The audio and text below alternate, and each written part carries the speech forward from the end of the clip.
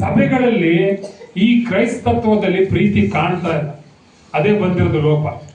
ಒಂದೇ ಒಂದು ಓಪನ್ ಆಗಿ ನಾನು ಹೇಳ್ತೇನೆ, ಸಭೆ ಪಾಸ್ಟರ್ ಆಗಿರ್ಬೋದು, ಸೇವಕರಾಗಿರ್ಬೋದು, ಹಿರಿಯರಾಗಿರ್ಬೋದು, ಆರಾಧನೆ ಮಾಡೋರಾಗಿರ್ಬೋದು, ಯಾರೇ ಆಗಿರ್ಬೋದು, ಯೇಸು ಸ್ವಾಮಿ ಒಂದು ಮಾತನ್ನು ಹೇಳ್ತಾರೆ, ಪ್ರೀತಿ ಇಲ್ಲದಿದ್ದರೆ ದೇವರನ್ನು ಬಲ್ಲವನೇ ಅಲ್ಲ. ಹಲ್ಲೆಲೂಯಾ. ನೀವು ಒಬ್ಬರನ್ನೊಬ್ಬರು ಪ್ರೀತಿಸಿದ್ರೆ ಮಾತ್ರನೇ ದೇವರು ಯಾರು ಅಂತ ನಿಮ್ಗೆ ಗೊತ್ತು. ಹಲ್ಲೆಲೂಯಾ.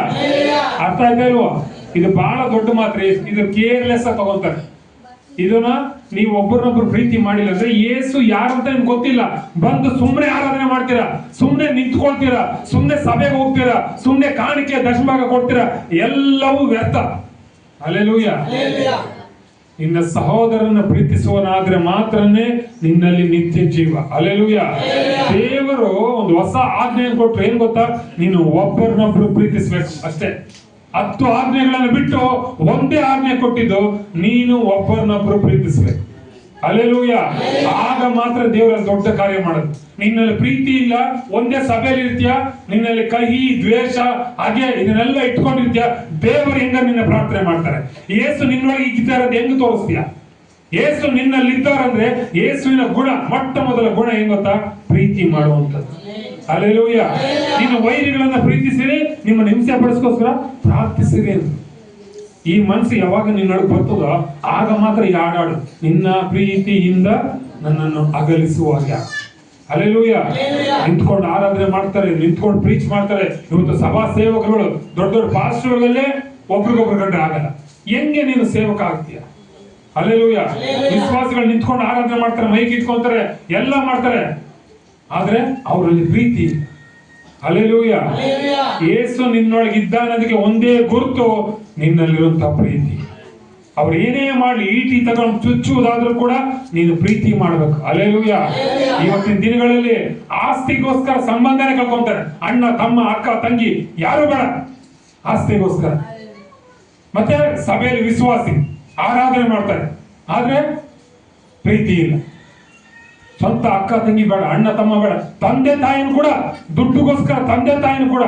ಸಭೆ ವಿಶ್ವಾಸಿ ಅನ್ಯರಲ್ರಿ, ಅನ್ಯ ಜನಾಂಗದವರಲ್ಲ, ಕ್ರೈಸ್ತವರು. ದುಡ್ಡುಗೋಸ್ಕರ ತಾಯಿ ತಂದೆನೂ ಬೇಡ, ಸಂಬಂಧನ ಕಳ್ಕೊಂತಾರೆ. ಅಂತ ದಿನಗಳಲ್ಲಿ ಇವತ್ತು ಕ್ರೈಸ್ತತ್ವ ಇದೆ. ಇದು ನಿಜ ಕ್ರೈಸ್ತವರ? ಅಲ್ಲ. ನಿಜ ಕ್ರೈಸ್ತವ್ರು ಯಾರು? ಏನೇ ಮಾಡಿದ್ರು, ಯಾರೇ ಏನೇ ಚುಚ್ಚಿದ್ರು ಕೂಡ, ಏನು ಕತ್ತಿ ತಗೊಂಡ ಚುಚ್ತಾ ಇದಾರೆ, ನಿನ್ನ ಪ್ರೀತಿ ಮಾಡೋದು ಗೊತ್ತಿಲ್ಲ. ಹಲ್ಲೆಲೂಯಾ. ಕ್ರೈಸ್ತತ್ವದಲ್ಲಿ ಕ್ಲೀನ್ ಆಗಿ ಹೇಳ್ತಾನೆ, 13ನೇ ಅಧ್ಯಾಯ ನೀವು ಓದ್ರಿ, ಫಸ್ಟ್ ಕೊರಿಂಥಿ ಬರೀ ಅದೇ ಬರ್ತಿರೋದು. ಹಲ್ಲೆಲೂಯಾ.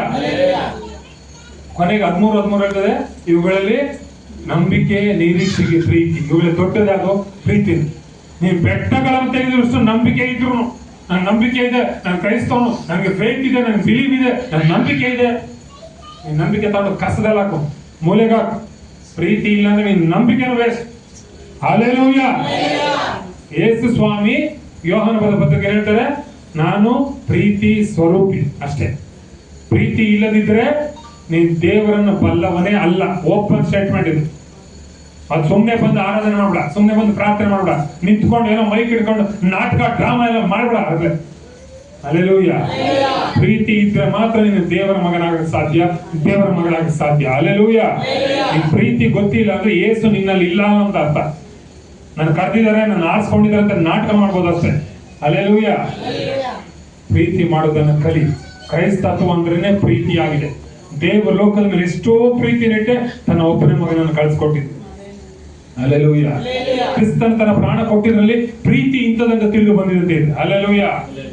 ಆ ಪ್ರೀತಿಗೆ ಬೆಲೆ ಕೊಡು, ಕ್ರೈಸ್ತತ್ವಕ್ಕೆ ಬೆಲೆ ಕೊಡು. ಇವತ್ತು ಹಾಡಾಡ್ರಲ್ಲ, ಅದಕ್ಕೋಸ್ಕರ ಹೇಳ್ತಾರೆ, ಸಭೆಯಲ್ಲಿ ಪ್ರೀತಿ ಬಹಳ ಬಹಳ ಮುಖ್ಯ. ಆಮೇಲೆ